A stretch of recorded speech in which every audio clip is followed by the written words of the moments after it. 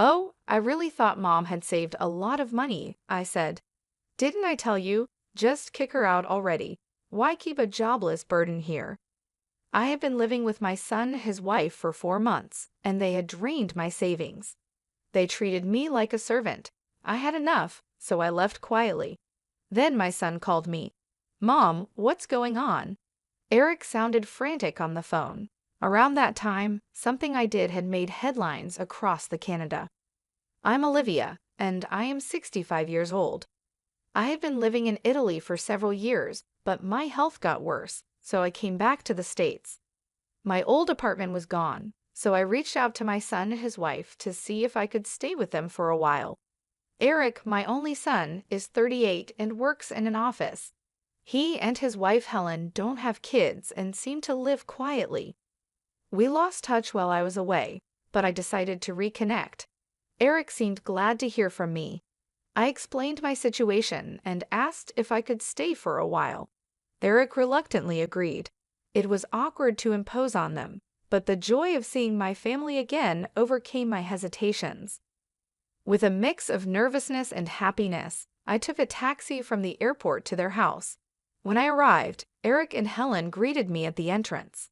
Eric looked happy, but Helen was visibly unhappy. I planned to stay for a few months, and my belongings would be delivered later. I dropped off my carry-on bag and went to the living room. We chatted about our daily lives and jobs, as well as my recent life in Italy. When Eric asked why I had moved to Italy, I just said, I'm getting old and wanted to enjoy the Italian countryside. Eric laughed, but Helen remained unhappy. Then we discussed my health issues. I've been having severe dizziness and was told it might be Meniere's disease. When a seizure occurs, people may be unable to stand because their surroundings are spinning and they may feel nauseous. I feel insecure living alone, so I wanted to stay with them until my condition stabilizes. I went back to the entrance to grab my things from my carry-on. As I was organizing my stuff in the hallway, I overheard Eric and Helen talking. Eric, are you serious about letting Olivia stay? I don't want to live with an old woman. Come on, she's my mom. You also work part-time, so you won't always be around. Yeah, but what about our days off? How long is she planning to stay? I want her gone. Don't talk like that. Mom will leave eventually. We can discuss finances tomorrow. Just keep it down, she might hear you. She can't hear us. Old age doesn't bring sharp ears for insults. There I was, eavesdropping on their conversation in the cold hallway. I felt bad for imposing on Eric and his wife so suddenly. I'm sure it's a big inconvenience for them, but I'm really happy to be spending time with Eric and his wife after all these years apart. When Eric was young, I raised him as a single mom after losing my husband. We didn't have much, and Eric had his share of hardships dealing with illness and all. This isn't making up for that, but I wanted to come here to share my apologies and gratitude. That's why I came to this house. It's a shame I'm not welcomed, but they've got their own lives to live. I went to the guest room they gave me, trying to calm my anxious heart. The next morning, Eric left for work, and it was just Helen and me. While I was doing some crafting in the living room, Helen stood before me. Hey Olivia, can you not make such a mess? I looked around and noticed fabric scraps and threads scattered about. Oh, I'm sorry. I'll clean it up. Do you know what this is? I showed her the small pouch I was sewing. It had a little green turtle design on it. This is a turtle pouch. I love turtles, so I make little turtle-themed crafts. It even has a zipper on its shell too. That's nice, but Olivia, you can't just hang around here all day. Helen cut me off, clearly uninterested. At least go somewhere else when I'm off from my part-time job. You're in the way. But I get dizzy if I go outside too much. I'll drive you to the nearby community center to stay there during the day. I have things to do at home, Helen said firmly. Also, help with the chores while you're here. It's the least you can do since we're letting you stay. Don't do crafts, do some cleaning and laundry.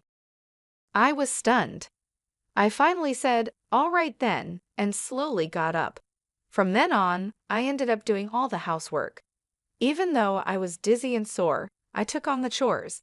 Helen and Eric treated me like a housekeeper. Helen seemed addicted to social media, always on her phone. It looked like she hadn't been keeping up with the housework before I came. That night, Eric came home and asked, "Mom, did you bring your bank card?" He smiled as he talked to me. "I don't mind you living with us, but life costs money. Could you chip in?" I looked at Eric over my reading glasses, nodded, and stood up. I pulled the bank card from my handmade pouch and handed it to him. He checked it quickly, and his face tightened. "Wait, Mom, is this all you have saved? Any other accounts?" "That's all I have. I don't need much at my age. No chronic illnesses or anything," I said, smiling. As the conversation continued, Eric's expression darkened. "Man, this is not enough money, not even $20,000. You said you were living large abroad, so I assumed." Eric kept pestering me, asking if I had any more money. When I said no, he sighed and slumped his shoulders. "Fine, I'll hang on to this cash for now. I'm doing you a favor letting you live here, so this is the least you could do." After getting my account password, Eric grabbed my bank and debit cards and left the room. That night, lying in bed, I could hear Eric through the wall that separated our rooms. "Oh, this is a letdown. I totally thought Mom was loaded. Our household is actually in the red. Shouldn't have said she could stay. See, I told you, kick her out already. That jobless moocher brings us no benefits whatsoever." The two of them seemed confident I couldn't hear, talking freely in the next room. Or maybe they wanted me to hear them. In my cold bed, I held back tears of loneliness and sorrow. The next day, Helen had a day off, so she drove me to the local community center. I opened my cargo bag to continue my handiwork in the lounge area, but realized I had left the essential fabric at home. I hesitated but couldn't ask Helen to go back and get it. Fortunately, my dizziness was under control today. I knew this area, so I decided to take a walk home to get the fabric. Finally arriving, I glanced through the veranda into the house. Helen and an unfamiliar man were there. At first, I thought he was a visitor, but they seemed intimately close. I hesitated outside for a while, then turned back without entering the house. So that's why they wanted me out, so I wouldn't interrupt the affair. Back at the community center, I kept thinking about Helen and that man and decided to call someone for advice. From then on, I avoided bringing up the man and continued interacting with Eric and his wife. However, whenever I left the house, I would conspicuously place a red turtle pouch at the edge of the living room side table. 4 months had passed since I started staying with Eric's family. By this point, I had essentially become the household maid. When I was at home, I had to do endless chores, and when Helen was home, I was relegated to the community center. My savings had mostly been drained by Eric, a man with a gambling addiction who spent most of his free time on lotteries and slots. It seemed his fixation on money stemmed from the financial hardships he suffered as a child.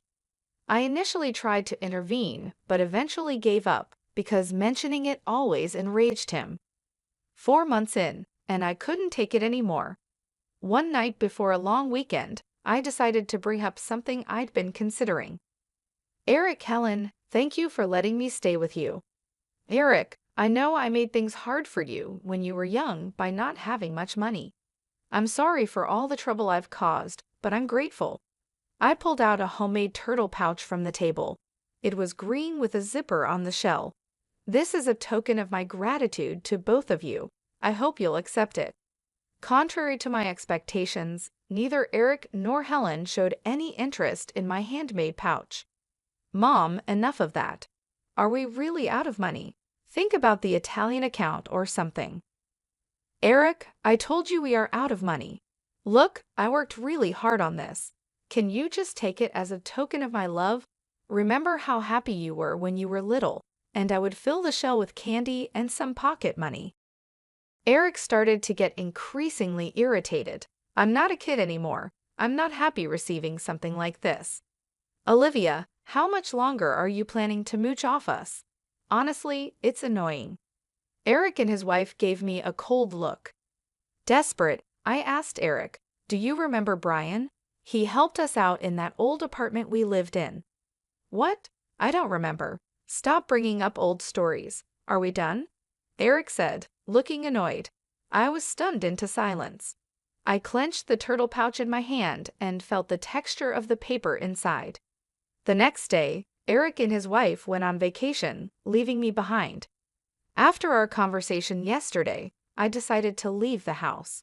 I quickly packed my bags and arranged to send them to my home in Italy. I also made sure to put the red turtle pouch into my carry-on bag. I left a simple note of thanks and goodbye on the table and left the house where I had been staying for 4 months. After that, I didn't return home immediately. Instead, I stayed in a K hotel for a while. I had things to do, and I thought Eric and his wife would contact me eventually. Sure enough, about 3 weeks later, Eric called. Mom, what's going on with the turtle pouch? It's yours, isn't it? Eric yelled over the phone. Ah, you noticed? I said. I wasn't surprised when I saw the news on TV. The turtle-shaped pouch I had planned to give to Eric and his wife had a check for $2 million inside it. It was my way of saying thanks for all they had done and to apologize for any trouble I caused when I was younger. Some might find it shallow to atone with money, but I had dreamed of the day I could give it to them, saving up bit by bit over 39 years. I had found out Eric was in debt. He had tried to pay off gambling debts with more gambling, only to sink deeper. Even with a steady job, he was struggling. I wanted him to clear his debts and live peacefully, but they refused my gesture. They had forgotten the kindness they once showed me. So I decided to divide the $1 million check into smaller sums and donate it to charities and welfare organizations across Canada. I placed the donations in that handmade turtle pouch and sent it anonymously. The turtle pouch became a sensation, making headlines and trending on social media. Helen saw it on social media. Isn't that the turtle pouch Mom made? So that means you were going to give us one filled with money too. Yes, exactly. That was my way of saying thank you and sorry. I had been crafting both the pouch and saving the money to give to you. Well, you could have said that. We would have taken it if you didn't want my feelings. Then you don't need my money either. Eric was yelling on the phone, completely unhinged. It's my money. How dare you deceive me? Give it back. I couldn't listen anymore and pulled the phone away from my ear. After a moment, I spoke. All right, calm down. You're giving me a headache. There's one more turtle, and if you really want it, it's yours. Eric finally settled down and reiterated his desire for the turtle. We agreed to meet later at a cafe. On that day, I took the last red turtle in an envelope to our meeting spot. Eric and his wife were already there and demanded the money before I even sat down. When I silently pulled out the red turtle, Eric snatched it immediately and unzipped its shell. Inside was not a check but a small electronic device. What the heck is this? Eric said, confused. He fiddled with the device and found a tiny button. He pressed it, and a voice began to play. Helen, standing next to Eric, immediately changed color. It was Helen's voice talking warmly with another man that wasn't Eric. What is this? Why? What's happening? Helen seemed to finally realize it was a recording of her having an affair. She tried to snatch the recorder from Eric's hand, but Eric didn't let go. While they grappled, I opened the envelope I brought and laid out several pictures on the table. These were photos of Helen cheating with another man at home. Faced with irrefutable evidence, Helen was flustered and kept saying, "Why? Why?" Eric picked up the photos one by one, examining them intently.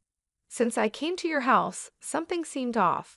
A friend told me I could hire someone to find out and even offered to cover the costs. What's your problem? Why would you do this? Well, you're my son's wife. It's sad to think family is deceiving each other. You'll understand when you're older. I guess fate brought me here to discover your infidelity. Helen, have you been lying to me all along? Since when? Eric, you've got your own secrets too.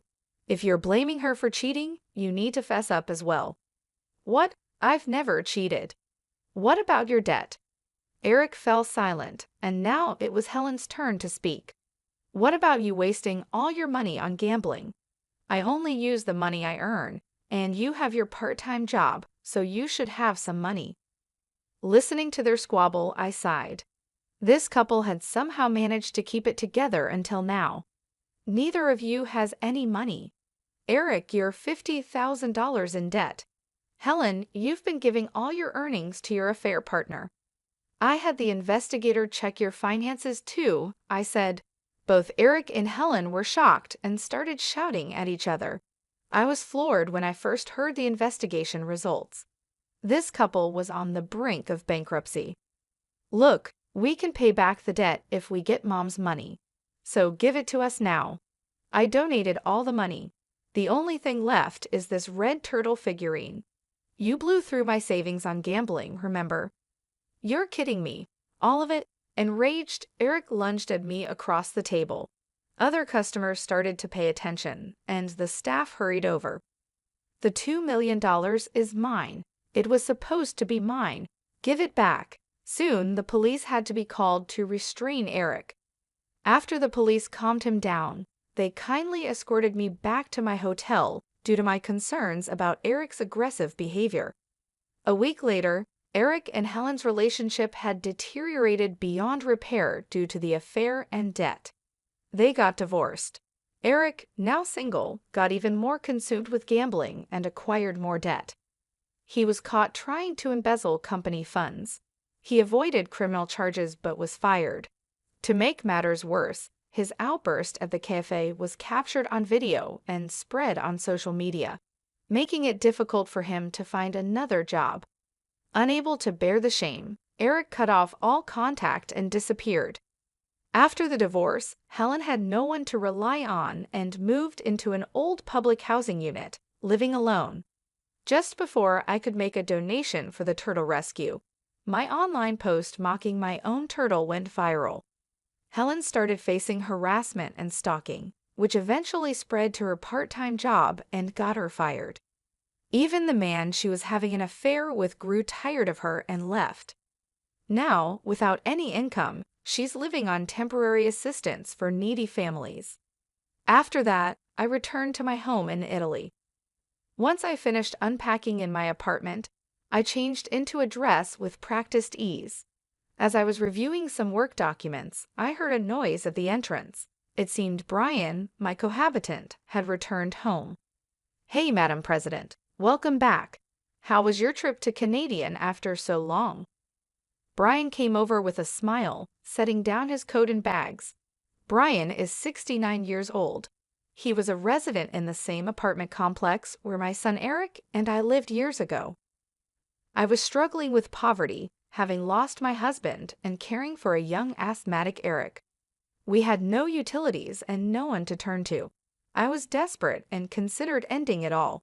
It was Brian and his wife, our upstairs neighbors, who saved us. They were our lifeline. Please call me Olivia. I'm back, and look, I brought so many souvenirs. Wow, all my favorites. Thanks. I'll take some to the storytelling event at the community center tomorrow, Brian said, examining each of the piled-up souvenirs on the table, his face beaming. After we got back on our feet, Brian and his wife moved away for work. Years later, we bumped into each other in the city, and I began helping with a support program for the needy that Brian had founded. By then, Brian's wife had passed away, and we started working together as business and life partners. I've been leading the organization since Brian retired a few years ago.